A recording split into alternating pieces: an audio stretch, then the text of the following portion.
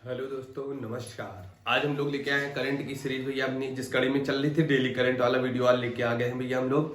देखा जाए अति महत्वपूर्ण प्रश्नों के साथ आए हैं भैया। इतिहास का भी कॉन्सेप्ट शुरू हो चुका है, ज्योग्राफी भी शुरू है भैया, संविधान भी शुरू है। डेली लाइव क्लास आपकी होती है, प्रैक्टिस क्लास जिसे बोलते हैं हम। डेली लाइव क्लास होती है आपको। हाँ, डेली आपकी क्लास कितने टाइम होती है भैया? रात को 9 बजे होती है। पहले 8 बजे हो रही थी, अब 9 बजे होने लगी।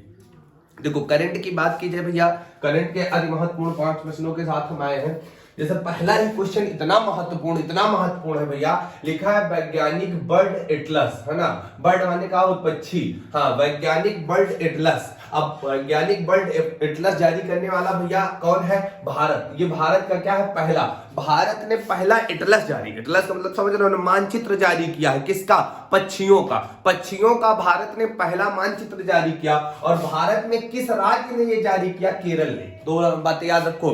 बर्ड एटलस जारी करने वाला राज्य कौन होगा? केरल। और भारत क्या होगा? भारत का पहला बर्ड एटलस है। बहुत इंपॉर्टेंट है भैया। और एशिया का सबसे बड़ा, ये भी जान लो भैया, एशिया का क्या है? सबसे बड़ा। तो भैया क्या है? वैज्ञानिक बर्ड एटलस एटलस जो है भारत का केरल राज्य ने जारी किया है। भारत का पहला एटलस है और एशिया का सबसे बड़ा। क्योंकि आपको पता है ये वाला जो घाट होता है, ये वाला पश्चिमी घाट, इसको क्या बोलते हैं? पश्चिमी घाट बोलते हैं। क्योंकि सबसे ज्यादा जैविकता कहां होती है? पश्चिमी घाट में होती है। और पश्चिमी घाट में कहां होती है? केरल में होती है। और केरल में कहां होती है? शांति घाटी। केरल में कहां है? शांति घाटी में होती है। कहा गया है इसमें 361 से अधिक पक्षियों की संख्या दिखाई गई है। ठीक है ना। तो इस तरह से बर्ड एटलस जारी करने वाला राज्य कौन होगा? केरल होगा। लिख लेना, छपेगा, 100% आने की उम्मीद है। अगले क्वेश्चन की ओर चलते हैं। कह रहा है कि नेताजी सुभाष चंद्र बोस पुरस्कार, नेताजी पुरस्कार की बात कर रहा है। नेताजी पुरस्कार 2022 ये आपको 23 जनवरी को दिया जाता है। 23 जनवरी को नेताजी सुभाष चंद्र बोस की जयंती होती है। इसी दिन पराक्रम दिवस के रूप में भी मनाते हैं बच्चा। तो उसी दिन दिया गया ये पुरस्कार, दिया गया है जापान के पूर्व प्रधानमंत्री शिंजो आबे को। बहुत इंपॉर्टेंट बात है।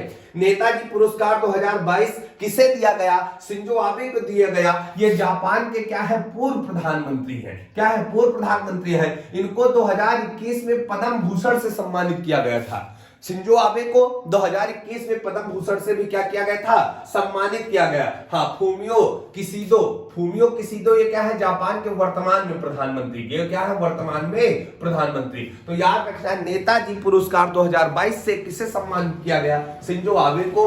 21 में इनको क्या मिला था? क्या मिला था भैया? पद्म भूषण। क्या मिला था? पद्म भूषण पुरस्कार मिला था। तो इंपॉर्टेंट है। जापान की बात करते, जापान का पुराना नाम निप्पन है। निप्पन का अर्थ होता है सूर्योदय का देश। क्या अर्थ होता है? सूर्योदय का देश होता है बच्चा। जापान प्रशांत महासागर में है। और जापान की बात की जाए यहां पर सुगारू जल संधि। कौन है? सुगारू जल संधि। चलो बातें आगे करेंगे, है ना। हाँ, अब एक बहुत अहम मुद्दा और आ गया भैया। प्रश्न नंबर 3 है एग्जाम के लिए, बहुत इंपॉर्टेंट। भारत और इजराइल, बहुत बढ़िया है। भारत और इजराइल ने अपनी राजनयिक संबंध, हाँ, राजनयिक संबंध का मतलब होता है कि तुम हमारे यहाँ दूतावास भेजो, हम तुम्हारे यहाँ दूतावास। मतलब एक ऑफिस नहीं होता है कि इजराइल वाले को कहूं समस्या हो तो अपने दूतावास में जाए। तो दूतावास बने होते हैं हर देश में, दिल्ली में बने हैं सब, ठीक है ना।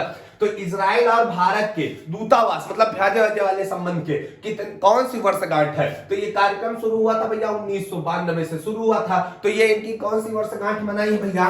30वीं वर्षगांठ। कौन सी है? 30वीं वर्षगांठ हो गई। 30 वर्ष से भारत और इजराइल के बीच संबंध बहुत अच्छे हैं, इसलिए इजराइल ने क्या मनाया है? वर्षगांठ। और आपको पता है यहूदी, इजराइल में कौन निवास करता है? यहूदी निवास करते हैं। कंप्लीट हुआ।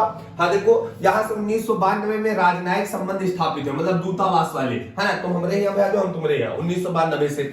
हाँ, अब इसी अवसर पर 30वीं वर्षगांठ के अवसर पर क्या किया है भैया? स्मारक लोगो। हाँ, दोनों देशों ने मिलकर क्या जारी किया? स्मारक लोगो। और स्मारक लोगो में जैसे भारत में देखोगे तो भारत का क्या है? चक्र होता है। इनका क्या होता है? त्रिभुज। इस तरह से क्या है भैया? हाँ, इस तरह से क्या है? त्रिभुज वाला। इनका इस तरह से साइन होता है झंडे के अंदर। तो ये दोनों मिलके ऐसे करके ऐसे ये 30 बना है। इस तरह से एक लोगो जारी किया, स्मारक लोगो। इसका नाम क्या है? स्मारक लोगो। स्मारक लोगो लॉन्च करा कौन भैया? भारत और इजराइल ने अपनी 30वीं वर्षगांठ पर। क्लियर है?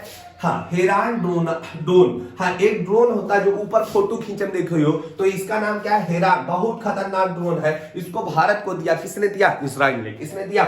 इजराइल ने दिया। बोलो भाई, क्लियर हुआ कि नहीं? इजराइल ने दिया है। तो इजराइल क्या है? भारत से बड़े अच्छे संबंध है। अब की बार कौन सी वर्षगांठ मनाया? 30वीं वर्षगांठ मनाया। क्लियर है? और इसी अवसर पर स्मारक लोगो लॉन्च किया। क्लियर है?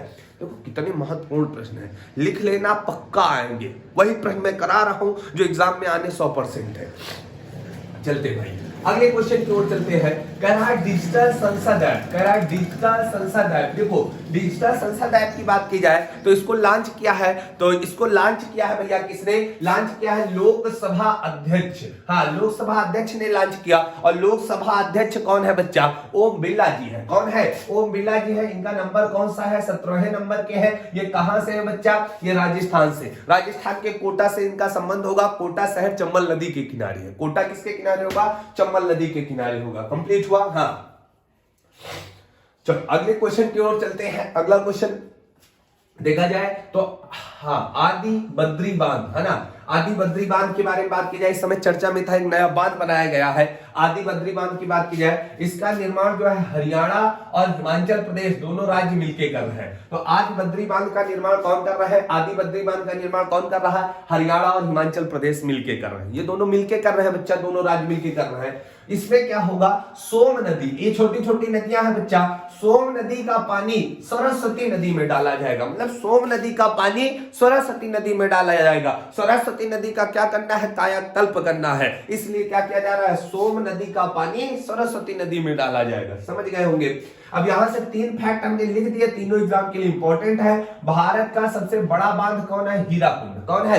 हीराकुंड उड़ीसा पर है। कहां है? उड़ीसा में है। और नदी कौन है? महानदी। भारत का सबसे बड़ा बांध कौन है? हीराकुंड है ना। क्या होगा? हीराकुंड होगा। किस नदी पर होगा बच्चा? महानदी पर होगा। और किस राज्य में होगा? उड़ीसा। कह रहा भारत का सबसे ऊंचा बांध कौन है? टिहरी। कौन है बच्चा? टिहरी। टिहरी की बात की जाए उत्तराखंड में है और नदी का नाम है भागीरथी। क्या नाम है? भागीरथी नदी पर है। ठीक है ना। और बात की जाए भारत का सबसे पुराना या भारत का सबसे प्राचीन बांध कौन होगा? दामोदर बांध होगा। दामोदर बांध की बात की जाए दामोदर नदी पर है। दामोदर बंगाल का शोक है। बंगाल का शोक है। और हुगली की सहायक भी कौन है? दामोदर। दामोदर को मरुस्थली नदी की संज्ञा दी जाती। किसकी दी जाती? मरुस्थली नदी की। और यह बांध दामोदर बांध जो था अमेरिका के टेनेसी बांध से नकल करके बनाया गया था। अमेरिका के टेनेसी बांध से नकल करके बनाया गया था। तो ये थी भैया अति महत्वपूर्ण 5 प्रश्नों की श्रृंखला। डेली हमसे जुड़ते रहिए भैया, हम आपको बेहतरीन प्रश्न कराते रहेंगे। जुड़ने के लिए धन्यवाद। सभी लोग वीडियो में कमेंट के माध्यम से राय जरूर देने का प्रयास करें, वीडियो को लाइक करें और शेयर करें। बहुत बहुत धन्यवाद।